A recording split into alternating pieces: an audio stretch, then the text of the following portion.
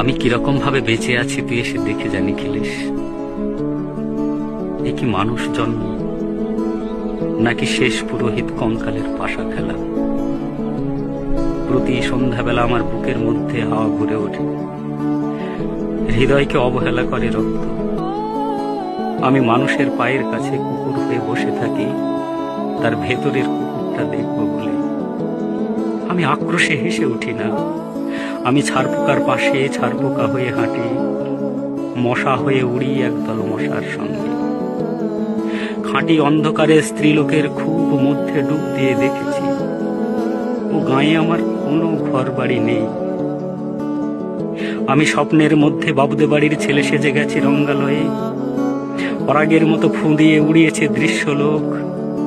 ঘামে ছিল না এমন গন্ধক যাতে ক্রোধে জ্বলে উঠতে পারি। নিখিলেশ, তুই কি বলবি?